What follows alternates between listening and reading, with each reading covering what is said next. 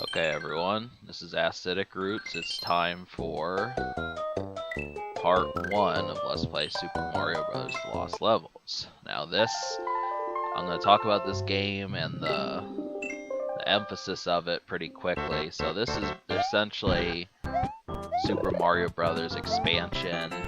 In Japan it was called Super Mario Bros. 2, but it's extremely hard. You can tell by that mushroom right there that things are not playing around.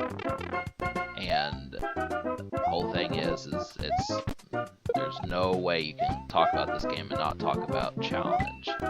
So, same engine as Super Mario Brothers, even on the Nintendo before the Super Mario All-Stars came out, and even the storyline is similar. Now, I looked this game up on Wikipedia, I went to the Mario Wiki, and it said that this is essentially the same plot as Super Mario Brothers, except this game is in a parallel world.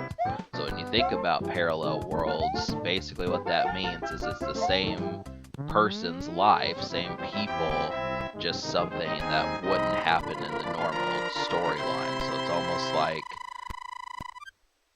the negative aspect of something positive. That kind of fascinates me, just because, you know, you think of things that wouldn't normally happen that now do. Well, that, I guess, applies to Super Mario Brothers as well. So obviously there are poison mushrooms, there are red plants that will still come out of the pipe if you are standing next to them. They're not shy, in other words. And overall, the many tricks, this game offers things such as split-second timing. So, I mean, you really only have like milliseconds to react to some of the stuff that's going to happen later. And it is pretty much next to impossible. The Japanese thought, Nintendo of America thought people would not be able to handle this game, so they didn't release it. And I've beaten this game now, but even I myself have not been able to beat this game coherently. There's 32 stages in the original game, and I was able to beat 31 out of 32. So, in actuality, there's 52 stages, but that just depends upon how good you are. In the Nintendo version, worlds A through D, you have to beat the game 8 times just to unlock those worlds. In the All-Stars version of the game, the one I'm playing, you only have to beat them once. But, as you know, I mean, it keeps track. You have to beat this game 8 times. You thought 1 was bad, it's not exactly the case, so... But here's one of the squid enemies in the air. They are now in the air just to further aggravate you. It's kind of funny. I like those characters. I'm thinking about getting a plush doll of one of those. I've been looking on the internet. They're on Amazon. You can get like a 1-up mushroom, a fire flower, and these type things. Almost any of the characters that have appeared in the games. So, thinking about getting one of those. But yeah, as I was saying, yeah, split-second timing. You're going to see a lot of those red turtles. They will not fall off the edge. The Goombas do not appear very often. They almost have been trying to look for overlooked due to the fact that they're just easy enemies. So, yeah, if you want something that's going to rock your world, I definitely recommend going through this game. Now, my business with this game is just me wanting to basically pay tribute to the Super Mario All-Stars series, which it is a class act, and I've continued to enjoy this despite how angry it got. Now, these first 4 or 6 worlds did not make me as mad. I mean, I tried beating this game back in December, but I couldn't get past World 5. Came back in February, and all of a sudden I'm doing loads better. So I said, okay, you know, maybe this will be an LP. And sure enough, I was able to beat 99% of the game, so...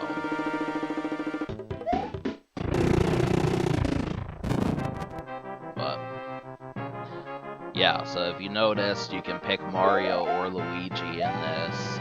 Mario has a lower jump. I think this is pretty much universally known, but I'll still say it. Mario does not jump as high as Luigi, but he has better traction. Luigi likes to slide, and that is pretty much going to be the cause of your death in a lot of ways later on.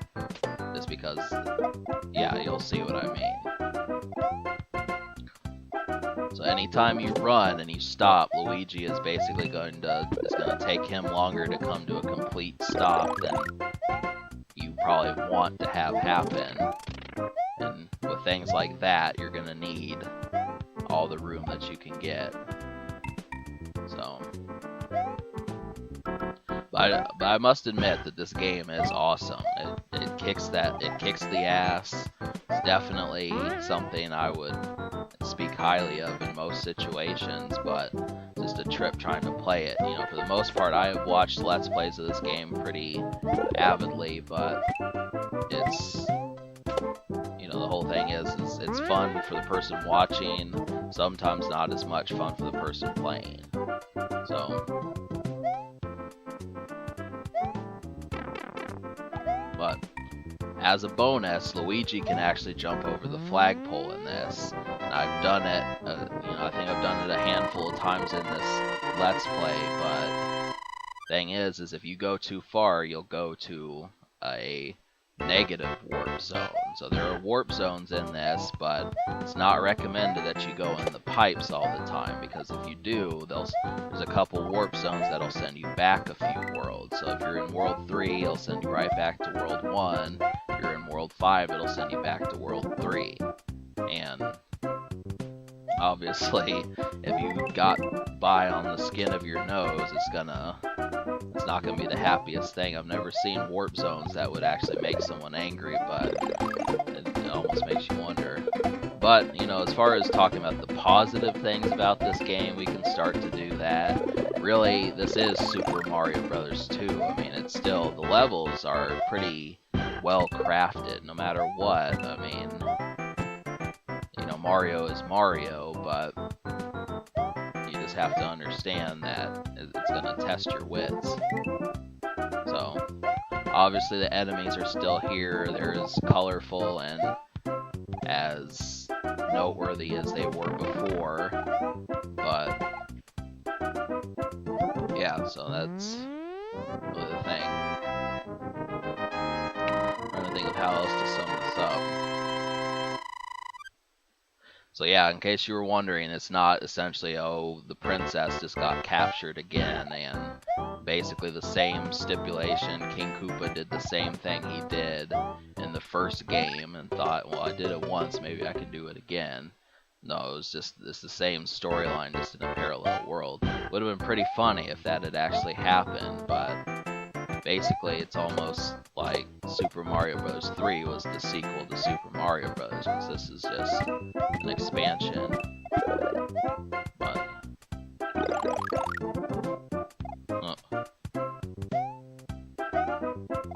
and here, that's another mechanic that we're going to talk about. Nintendo expects you to jump on enemies in order to make hard jumps in the game.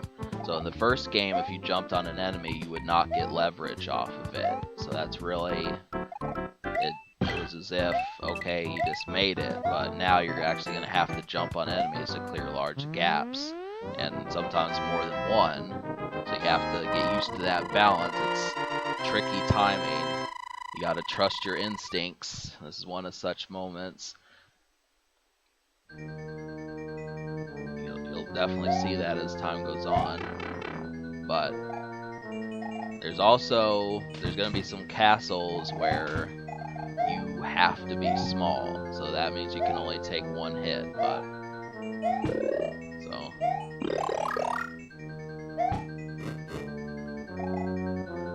watch my finesse. That's all I have to say, is just watch my finesse. It's not something I'm afraid of. I kind of figured I would be able to conquer most of this game, but yeah.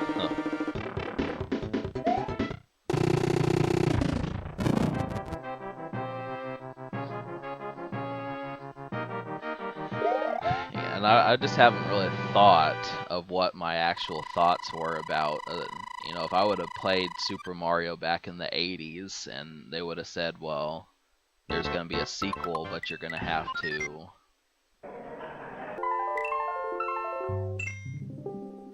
Alright, so snow comes early, and we have our hammer enemies, which have a trick to them this time. They are aggressive, and especially in the second last level of the game, World 8-3, I suppose that only the utmost of gamers would be able to get past that part.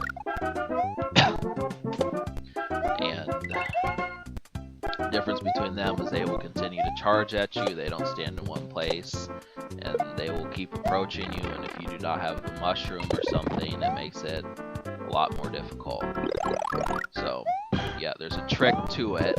I'm debating on making a video that will show off exactly how to beat these enemies, but I'm not so sure if I want to play through the game a third time to attempt to get to these enemies in order to show it. But, I mean, it's worth playing, but, yeah, see, you can jump over the flagpole. It's worth playing, but...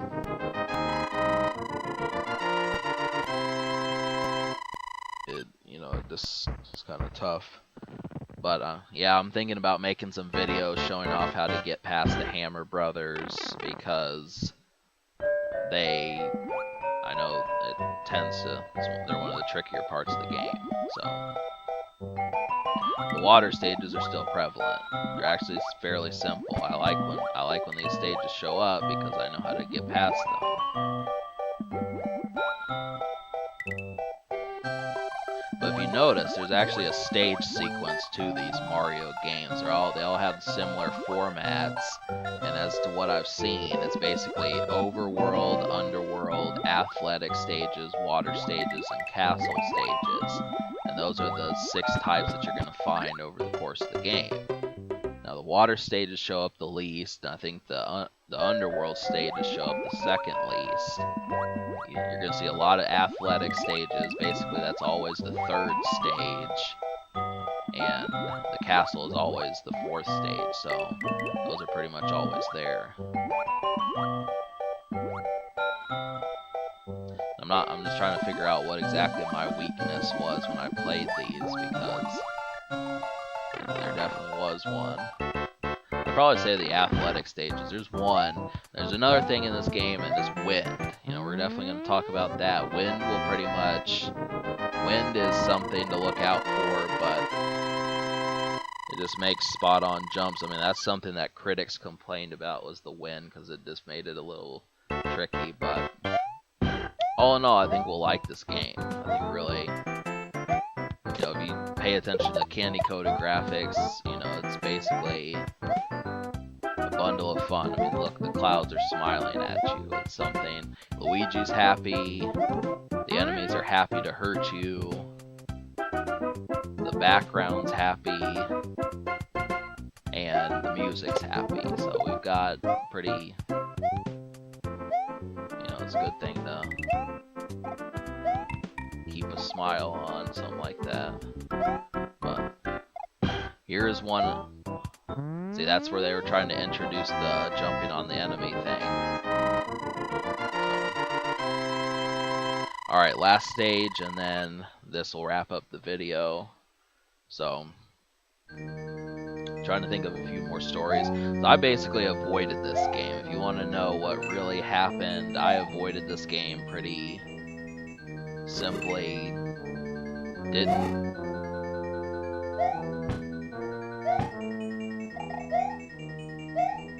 Yeah, I avoided this game, but it's not so much I avoided it because I didn't like it, it's just I knew that it'd probably make me angry. It's funny how I was smarter when I was a child, more so than I am now. I just said, forget it, I'm not going to play these games. And so that basically lasted until I was about 24, and then I started playing Super Mario All-Stars again, and I've been playing it ever since. But yeah, for a long while I've had this game since I was 20 years, so 25 years now, but just let you know what's up. So we've got some new stories to tell, and I'll probably get to that in part 2. Subscribe.